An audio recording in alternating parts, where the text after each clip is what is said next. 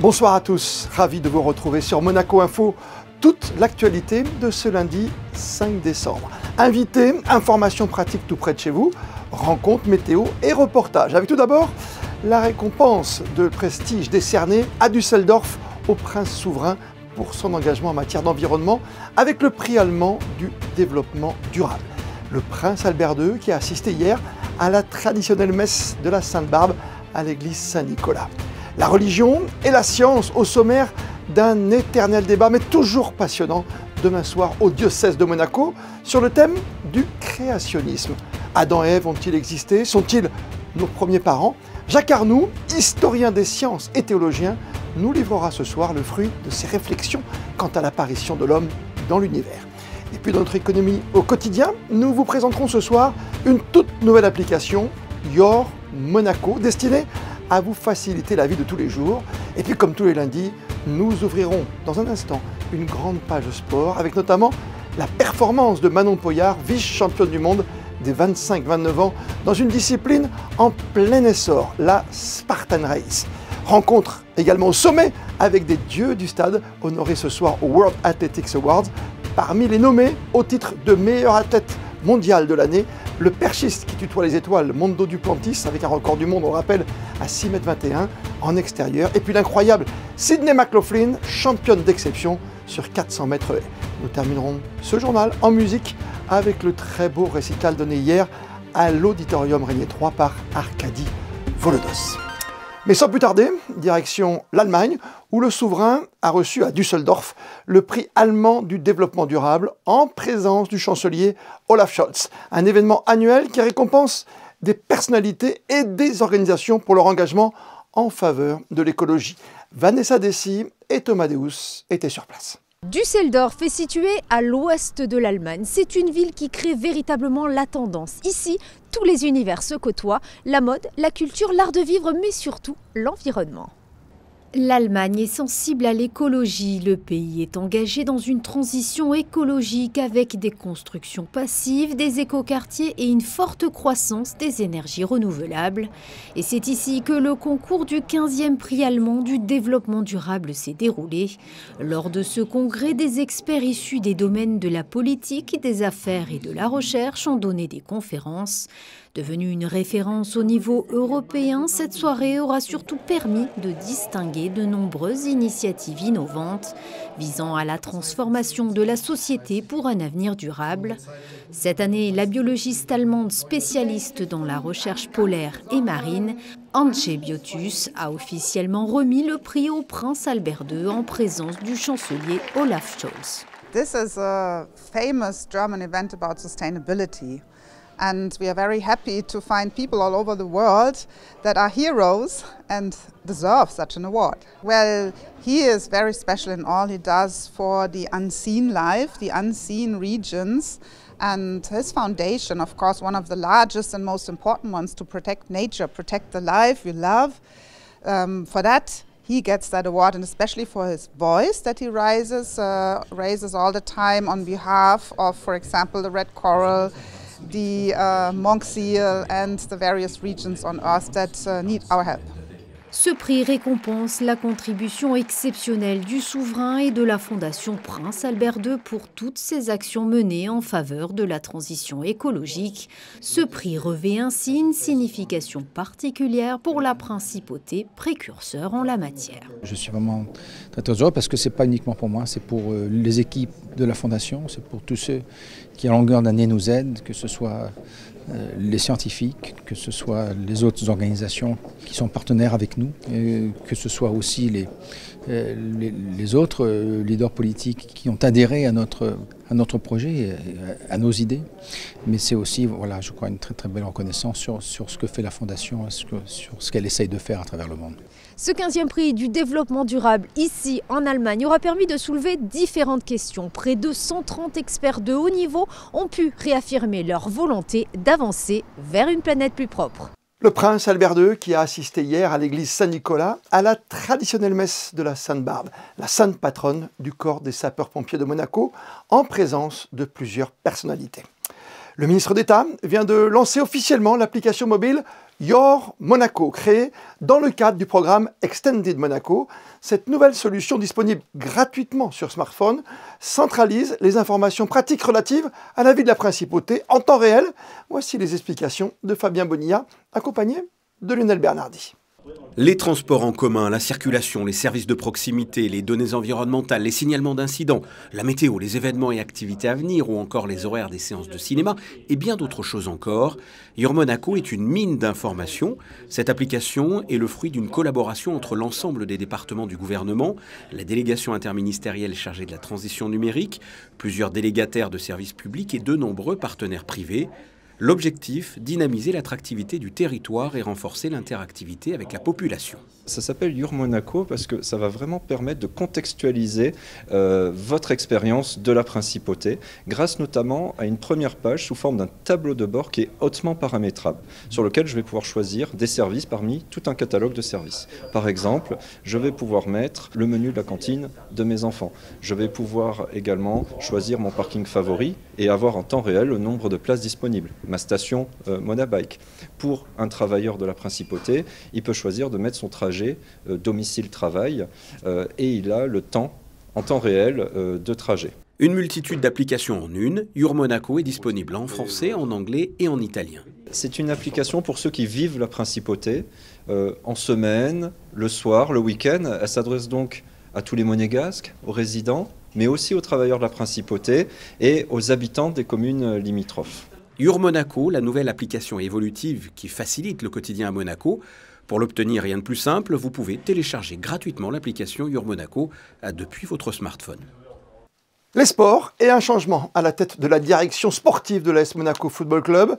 En lieu et place d'Emmanuel De Witt, c'est le Belge Ben Lambrecht, en provenance du Cercle de Bruges, le club filial, qui arrive en principauté en qualité de directeur général, et ce dans le cadre d'une synergie globale entre les deux clubs. Et puis comment ne pas s'arrêter ce soir sur la performance de haut niveau réalisée par Manon Poyard, sacrée dans le désert émirati d'Abu Dhabi, vice-championne du monde dans la catégorie 25-29 ans, une discipline terriblement exigeante qu'est la Spartan Race, 21 km de course à pied et pas moins de 33 obstacles et non des moindres à franchir. Ce soir, au Sea Club Méridien de Monaco, se tiendra la remise des World Athletics Awards, une cérémonie qui récompense la et le meilleur athlète international de l'année déroulée, toutes disciplines confondues.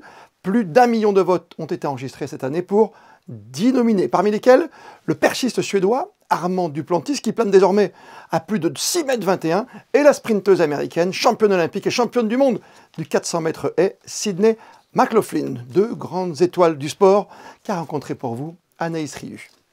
Oh, I'm super excited and grateful.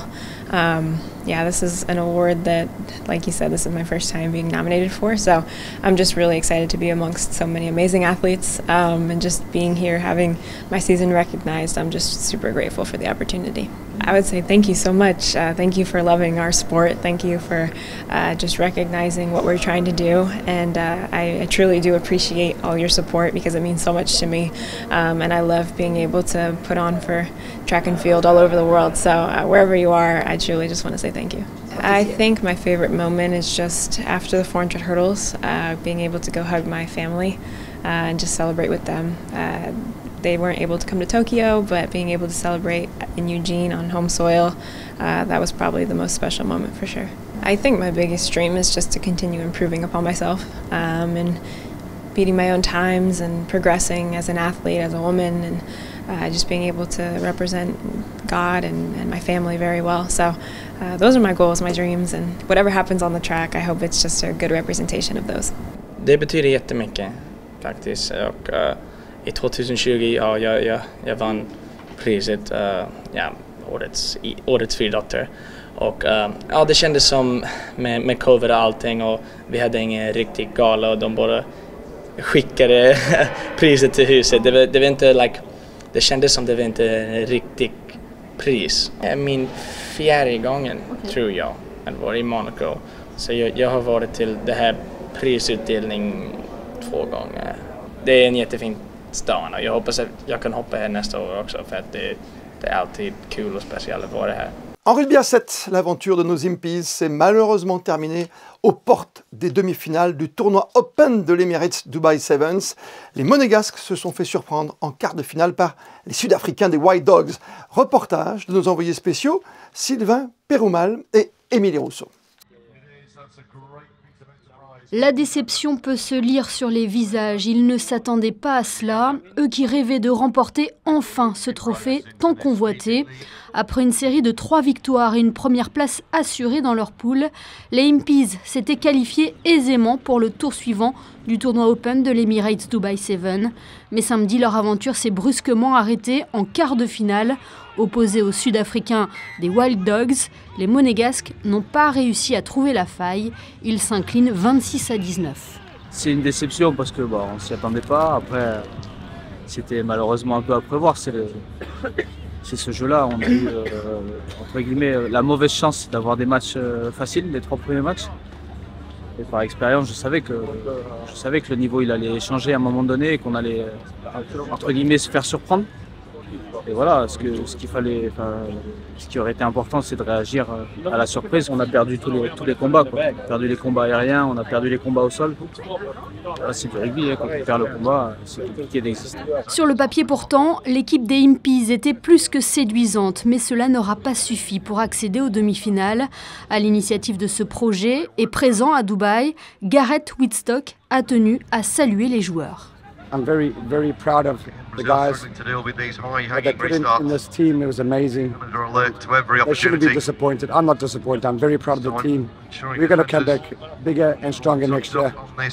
As I said, it's not about winning or losing. It's about the values of this game. Discipline, solidarity, and most of all, respect. And the team is very respectful. They respect each other.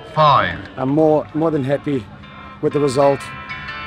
We did want to bring the trophy home from Monaco, but unfortunately, it was not the case. But next year, we will. We'll bring the trophy home. Les valeurs du rugby, c'est sur cela que reposent les bases de cette équipe des Impies. Une équipe particulière, composée de jeunes joueurs monégasques venus apprendre auprès des internationaux. Une équipe soutenue par la Fondation Princesse Charlène. Une équipe qui espère un jour enfin soulever un trophée pour Monaco à Dubaï. 5 jours après la victoire sur le parquet de l'Asvel en Euroleague, la Roca Team va retrouver demain soir les champions de France en titre à la salle Gaston Médecin, à la maison cette fois en championnat. Le basketteur Yacouba Ouattara attend avec impatience ce nouveau grand rendez-vous. Il s'est confié tout à l'heure à Frédéric Elion. C'est un match pas comme les autres. À chaque rencontre, on sait que c'est devenu un derby, limite. Et il y a une grosse rivalité, que ce soit entre eux et nous. Donc c'est sûr que à chaque fois qu'on joue contre eux, il y a un plus. Toujours l'envie de les battre, même si forcément c'est de la saison régulière pour marquer les esprits. Toujours. C'est très important aussi de montrer que cette année, rien ne sera facile pour eux. Et d'autant plus quand on connaît aussi l'historique qu'il y a entre eux. Et on a toujours eu un peu de mal, notamment en play-off contre eux. Donc non, ça commence dès maintenant. Et samedi dernier, dans le cadre de la journée mondiale pour les personnes handicapées, destinée à promouvoir leurs droits et leur bien-être, c'est l'ancienne star de NBA, Tony Parker, président aujourd'hui du club de basket de Villeurbanne justement, qui a répondu favorablement à l'invitation du Yacht Club de Monaco, qui organisait une journée baptisée Navicap, dédiée à la découverte de l'handivoile. Journée placée sous le signe du partage. Et puis à l'occasion de la 11e rencontre du handicap de Monaco, la direction de l'action et de l'aide sociale proposait, elle, de son côté, un événement culturel inédit s'inscrivant dans la continuité des efforts conduits ces toutes dernières années en matière de promotion et de prise en compte des personnes déficientes visuelles. Et c'est Monsef Genoux, pianiste de renommée internationale, aveugle de naissance, qui a offert un récital de piano où, une fois encore, la musique a démontré qu'elle possédait un langage universel. Ce samedi avait lieu également sous le chapiteau de Fontvieille la grande kermesse œcuménique, la 52e du nom, avec un marché aux puces ou encore l'achat de livres, de bijoux, d'antiquités, de prêt-à-porter et de jouets de circonstance au profit de nombreuses œuvres de Monaco comme celle de l'église Saint-Charles jusqu'à celle de la paroisse grecque orthodoxe en passant par l'église réformée de Monaco. Que penser du créationnisme? L'apparition de l'homme est-elle scientifique ou s'appuie-t-elle sur des saintes écritures? L'historien des sciences et théologien Jacques Arnoux est ce soir notre invité sur Monaco Info, avant sa conférence demain 20h à l'Agora de la Maison diocésaine. Bonsoir à vous. Bonsoir. Après bien des recherches, vous optez pour une réponse plutôt scientifique ou vous revenez à la volonté divine? Ça dépend dans quel domaine vous vous situez. Ce sont effectivement deux domaines que la science et la foi, deux domaines qui sont distincts, même s'il s'agit de les faire dialoguer. Mais soit vous choisissez le domaine scientifique et là, vous connaissez les résultats, mais surtout vous connaissez le fait que, comme le disait notre écrivain national Victor Hugo, la science n'approche la vérité que comme une asymptote, c'est-à-dire qu'elle ne touche jamais la vérité. En revanche, si vous vous situez dans le domaine de la foi, là, en tant que croyant, vous êtes toujours interrogé. Crois-tu ou pas? Et là, il ne s'agit pas seulement d'une question de vérité à approcher, il s'agit d'un engagement personnel. Donc vraiment deux domaines différents, mais qui sont effectivement interrogés par la même question, qu'est-ce que l'homme et d'où vient l'homme? Justement, est-ce que nos premiers parents étaient Adam et Ève, par exemple? Alors, nous savons depuis longtemps que la Bible, à propos d'Adam et Ève, utilise un régime, je dirais, littéraire très courant, qui est celui du mythe. Il s'agit de raconter une histoire, non pas qu'elle soit vraie, mais le message, lui, par contre, est très important. Et en évoquant nos parents Adam et Ève, c'est déjà le fait de dire que tous les humains, tous ceux qu'autour de nous décidons de doter du titre d'humain, ont de mêmes parents. C'est-à-dire qu'ils ont des origines communes. Ça, c'est un message essentiel. D'accord. Et c'est la main de Dieu tout au-dessus, évidemment, pour certains. C'est quoi? C'est Darwin versus Dieu, quelque part? C'est une manière un petit peu schématique de résumer la situation, mais c'est vrai. Nous avons l'image d'un Darwin qui s'oppose à Dieu, alors que l'on voit même dans sa propre vie qu'il était tout à fait respectueux de la religion et qu'il simplement se posait des questions et que ses réponses n'étaient pas celles d'un religieux, d'un croyant. Mais les décennies ont passé depuis Darwin, il y a à la fois des combats qui ont été menés, qui sont encore aujourd'hui menés soit par des croyants, soit par des scientifiques, mais fort heureusement, il y a aussi des tas de domaines dans lesquels croyants et scientifiques se retrouvent pour, une fois encore, se poser éternellement la même question, c'est qu'est-ce que l'humanité et qu'est-ce qu'être humain? Vous avez également écrit, j'adore ce titre parce qu'il résume peut-être tout, Jacques Arnoux, Dieu, le singe et le Big Bang. Oui, évidemment, c'est des images qui nous marquent beaucoup dans nos cultures. Et en même temps, je dis bien nos cultures parce que je dis parfois que le pauvre Darwin n'a pas eu de chance. Il a, sans le vouloir, il a fait du singe l'image même de sa théorie. Dans nos cultures occidentales, le singe a plutôt une connotation négative. On dit gentiment d'un enfant qu'il est malin comme un singe. Ça, c'est le côté juré ludique. Mais est malin, et le malin, nous savons, c'est le diable. Et dans la culture occidentale, le diable peut prendre l'image du singe. Alors que dans d'autres cultures, le singe est au contraire un animal plein de sagesse, plein de science. Et si on dit à ces cultures, l'homme a quelque chose à voir avec un singe, ça paraît plutôt positif. Donc, comme toujours, revoir nos symboles et essayer de voir derrière nos symboles le vrai message. Finalement, la science d'un côté et les écrits, enfin tout ce qui est divin ou les saintes écritures, ça se relie quelque part. Quelque part, il n'y a pas d'affrontement total non plus. Les premiers spécialistes de la Bible, les premiers, ce qu'on appelait les pères de l'Église, ont tout de suite dit, attention, il ne faut pas lire tous les textes de la même manière. Il y a des textes qui sont des prières, très poétiques, très mystiques, d'autres textes qui ressemblent à des histoires, mais qui ne sont pas des rapports historiques. Il faut toujours trouver derrière le texte le message qu'il veut communiquer à travers des formes aussi diverses que, je ne vais pas citer, mais du droit, des lois, parfois des traités théologiques. Mais la question, c'est voilà, le fond du message, que signifie-t-il? Et le créationnisme, on en parlera encore longtemps, vous pensez? Très très longtemps? Peut-être pas avec le nom de créationnisme, mais je comprends très bien que nous tenons tellement à nos origines. Beaucoup parmi nous, quand nous avons été enfants, avons rêvé de descendre d'un prince ou d'une princesse, mais nous ne sommes pas tous de Monaco, donc c'était sans doute plus difficile. Ou, vous connaissez l'expression, sortir de la cuisse de Jupiter. C'est ça. Donc, nous voulons tous avoir des origines hautes, nobles, princières, royales. Et donc, évidemment, quand un Charles Darwin arrive et nous dit, mais regardez, quand vous avez comme cousin sur votre arbre généalogique, c'est pas un prince, c'est un singe. Aujourd'hui, on décortique notre patrimoine génétique et on nous dit, vous partagez le même, justement, toujours les cousins singes, quasiment le même. Il n'y a pratiquement pas de différence. Oui, mais c'est cette petite différence qu'il faut toujours remettre en avant. Et les créationnistes ne doivent pas avoir peur, ou leurs héritiers. C'est que c'est il faut commencer par voir ce que nous avons en commun pour finir par goûter nos différences et goûter notre diversité. Et c'est pour ça que j'ai aussi confiance dans l'avenir. Travailler sur ces différences, effectivement, mais travailler de concert. Vous avez bien raison, Jacques Arnoux, ce sera donc le fruit de vos recherches qui seront exposées à la maison diocésaine à Monaco demain soir, mardi à 20h. Merci d'avoir été avec nous, en tout cas en avant-première ce soir sur Monaco Info. Merci à vous.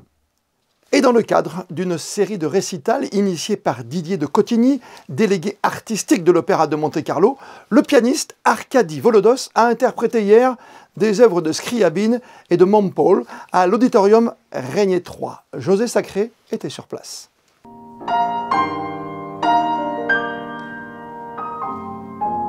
Né à Saint-Pétersbourg, Arkady Volodos, l'un des plus talentueux pianistes d'aujourd'hui, a fait ses études à Paris et en Espagne où, confronté à la culture catalane, il a découvert des pianistes et compositeurs magnifiques tels Alicia de la Rocha et Federico Mompau, dont la musique l'a bouleversé. Mompau est un compositeur qui a été extrêmement, disons, admiratif de la musique de Debussy et qui s'est situé exactement dans la même lignée que Debussy et qui a fait des choses vraiment se basant de temps en temps sur de la musique, disons, parce que comme tous les compositeurs espagnols, il se réfère pas mal à la musique folklorique de son pays, qui a toujours été une base d'inspiration, mais je crois que aussi ce qu'il a appris de Debussy, il l'a aussi vraiment développé à sa propre manière et est devenu un miniaturiste, en particulier pour le piano, exceptionnel, et donc avec un opus pour piano seul absolument énorme, de pièces absolument tout aussi poétiques et belles.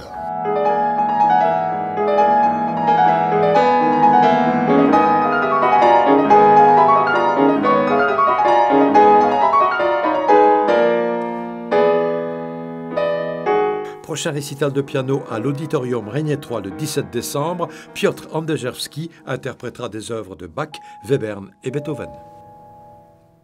La météo pour ces prochaines heures, c'est avec vous, Vanessa Dessy. Bonsoir Christophe, bonsoir à tous. Eh bien, le ciel risque d'être couvert par moments, même si le soleil pourrait faire quelques apparitions. Les températures resteront de saison, elles iront de 7 à 13 degrés. Le soleil se lèvera à 7h47 et se couchera à 16h55 et nous fêterons les Bertilles. Et n'oubliez pas, comme chaque année, de soutenir l'opération Nez Rouge, en principauté chère à l'association des enfants de Franquy qui soutient les tout jeunes monégasques et enfants de la région malades, handicapés ou défavorisés. Vous achetez ça tout simplement. C'est le shopping bag qui va bien pour vous, pour vos courses, au bureau de poste, en pharmacie ou au centre commercial Carrefour et autres commerces partenaires de l'événement. Ne jamais manquer de faire une belle action. Et comme le veut la tradition, on termine avec les instantanés du jour et la commémoration de la Sainte Barbe en l'église Saint-Nicolas. Les photos sont signées Michael. Allez-y. On se retrouve demain pour une toute nouvelle édition de votre journal sur Monaco Info. D'ici là, belle et bonne soirée à toutes et à tous.